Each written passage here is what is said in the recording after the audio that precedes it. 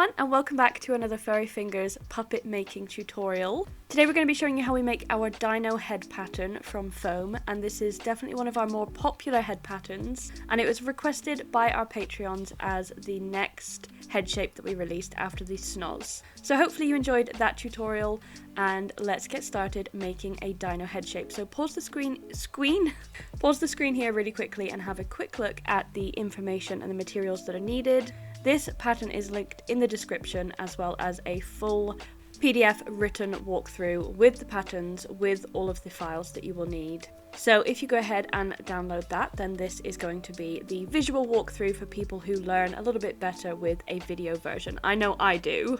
Written instructions very frequently go right over my head, so here is the video version for those who are visual learners. And the first step you're going to want to do is print out the pattern on A4 paper at 100% scale. You should have a head pattern, 2 mouthplate pieces, a cheek piece, and a triangular nose insert piece. So 5 pieces in total, and we're now going to get started with our reticulated foam. So we use 15mm reticulated foam, but you can use thinner foam, thicker foam, upholstery foam, anything that you have to get started with. Don't be intimidated by the need for professional materials. Not at the beginning, definitely not. But get started drawing around your pattern on your foam. Now there is a section marked out on the pattern where the nose insert is going to go later, so just make sure that you add some pen to mark those 2 sections, because that's going to be important when we come to the gluing stage. But other than that, go nice and neatly around the edge of your pattern. Now you can cut out your foam in many ways. We are going to use a bandsaw, but you can use scissors, you can use a craft knife. And also, once you've played around with the pattern a little bit, you can take it from the paper pattern to something a little bit more durable. We use wood, sometimes we 3D print them, you can laser cut them, just because the paper pattern can get damaged or, folded up, worn out, that sort of thing. So instead of having to reprint it all the time, you can just get it cut out in something a little bit more durable, but that's for the future. Don't worry about that just yet. So once we have the nose insert, 2 pieces of the head shape, you're also going to need 2 pieces of the cheek insert section. Now we cut out so much foam every single day that we invested in a bandsaw. Just to make it really efficient, you can go through several pieces at once, but for your first pattern, a pair of scissors will work absolutely fine. So cut out all of the pieces of your foam. Don't forget, you can pause this video at any time, you can refer to the written instructions, you can ask questions in the comments. We definitely want to help, so just let us know if you have any questions or if something isn't clear.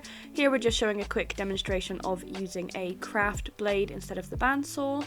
On the triangular nose section, you only need 1 of these cut out for this pattern, and also, as I said, you can use a nice sharp pair of scissors. Please be careful, everyone. Around blades and scissors and glues, obviously these are all tricky practices, so caution is recommended. But here you have your 5 pieces of the head pattern cut out and ready to glue.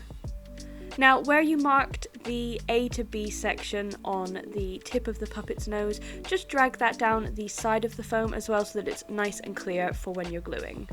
Just like that, so you know exactly where to stop. Now, feel free to pause the screen here. This is a little guide for the gluing in the next section, where you're going to want to add them and where you're not going to want to glue yet. So refer back to that. And we use contact adhesive, so we get this question all the time. We use Evo Stick contact adhesive. It is definitely the best that we've worked with. But you can also use hot glue for this. It will work just as easily. You just have to be pretty careful to make sure that you don't burn yourself. But make sure that you don't apply it too heavily as well, because it can take a long time to dry and be really frustrating. So just a nice, thin, even layer. We use these squeezy bottles because, again, we get through them quite quickly. So we get through a bottle of contact adhesive before it would go off. But anyway, once you have added your glue to all of the sides apart from the mouth and the neck of the puppet, I'm just going to quickly show the guide again. So add glue to wherever the green lines are, and do not add glue to the mouth plate or the neck just yet. Then you're going to put both of the sides of the head to the side and let the glue start to dry whilst you add in the triangular nose section. And you're going to want to add glue to both of the sides, but not the bottom. That will be glued when we get to the mouthplate section, which we will show you in just a minute. So let the glue dry on the sides, and then we're going to be ready to start pressing the foam together to form the shape. And just as a visual demonstration of where the triangle part is going to go, you're going to have the flat bottom part is going to line up with the puppet's mouth plate, and the point of the triangle is going to line up with the line that we drew earlier from the A to B section. But the first piece that we're going to press together is the dart in the top of the puppet's head, so just the small little opening. Press those two bits together on both sides of the head. Then line up the chin sections and press those together starting at the back, and then you can just pinch the two pieces of foam together and hopefully the glue should be dry enough that it holds them. So these are the two pieces that you should have so far. And then starting from the back of the puppet's head, press those carefully together, line up the two darts in the middle just to make sure that everything is even before you close together the middle sections.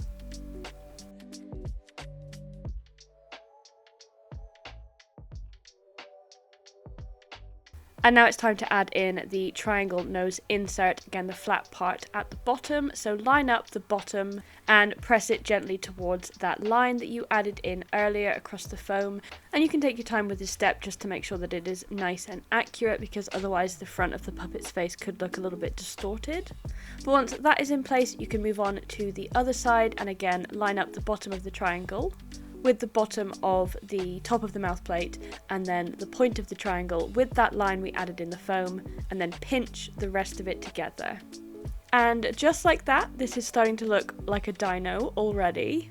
And this is just such a fun head shape. We've used it for many different things over the years. Dinosaurs, dragons, humans, different creatures. It's just a really fun and versatile shape, and it's got a great overbite. And the next section that we're going to glue are the cheeks, which help puff out the expression a little bit more, helps the puppet look quite smiley once the mouth plate is added in. So we're going to grab our contact adhesive again and add in some glue to the holes that we cut out for the cheeks. Remember to take your time with this, and practice makes perfect. So nice and thinly spreading the glue so that it dries nice and quickly and evenly, and then set that to the side and move on to gluing the cheek sections. So these are the two little cutouts that we have for the cheeks, so add your glue to all of the curved edges but not the right angle.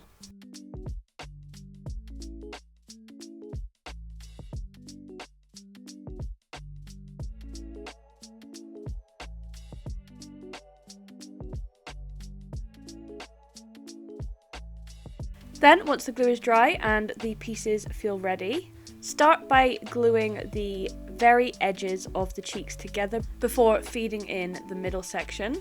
As the cheek section is bigger than the hole that we've cut, it will help push that foam out and make the puppet look smiley. This is definitely a tricky process and can take lots of practice, so don't worry if it can look a little bit uneven and maybe a little bit messy the first few times you do this. This can take a little bit of practice. But the foam will stretch and the puppet will look good. Don't worry, you can do this.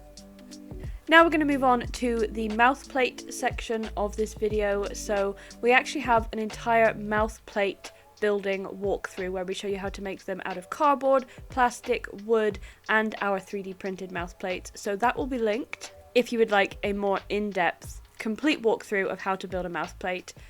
The mouth plate pattern will come with your download, and we always want to say that there should be at least ½ an inch, 3/4 of an inch between your two pieces of mouth plate, just so that it can move nice and freely. Of course, the more distance you put between the two pieces, you will have more movement and more freedom. We generally use about 3/4 of an inch, and that worked well for this puppet. So add your contact adhesive to the back of both pieces of your mouth plate, whatever material you're using. You can reuse an old Amazon box, you can use an old ice cream tub lid, anything. It doesn't have to be professional materials. Glue that down onto your piece of fleece, whatever colour you would like for the inside of your mouth plate. And then add glue all around the edges of the bottom of your mouth plate, because that is how you're going to glue it into the foam of the puppet's head.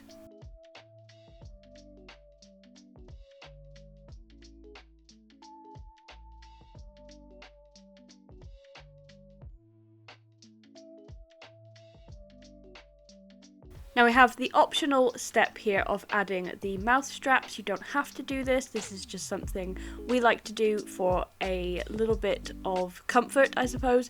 I show you how to do this in more depth in the mouthplate video, so you can head over there and watch that if you would like the full walkthrough. But once all of that is ready to go, you can trim the fleece around the mouthplate and then press the plastic or the cardboard or whatever you use into the foam border of your puppet's lip. Press it together gently, try not to get any contact adhesive on the fleece of the puppet's mouth, as we have done thousands of times. Line up the corner of the mouth plate with the right angle that was cut into the cheek section. And once everything is pressed together, you are going to have a dino puppet head made from foam, ready to go. This can be turned into absolutely anything. Of course, it's called the dino head shape because that's what we developed it for. But don't let that limit your imagination. This can be covered in anything. This can be furry, this can be fleecy, this can be covered in terry cloth, it can be covered in thrifted materials, absolutely anything. It can be painted, it can be flocked. Here's just a few examples of some puppets that we have created using this head shape. And of course, it can also be modified if you decided that you wanted one with a more exaggerated jaw or anything. So thank you for watching. I really hope you enjoyed this video. I hope it was informative. Don't forget there is a link to the pattern down in the description. And thank you so much to our Patreon members for supporting our content, for suggesting this video. Head over there if you would like some early access to more of these tutorials in the future. Leave us a comment and we will see you very, very soon.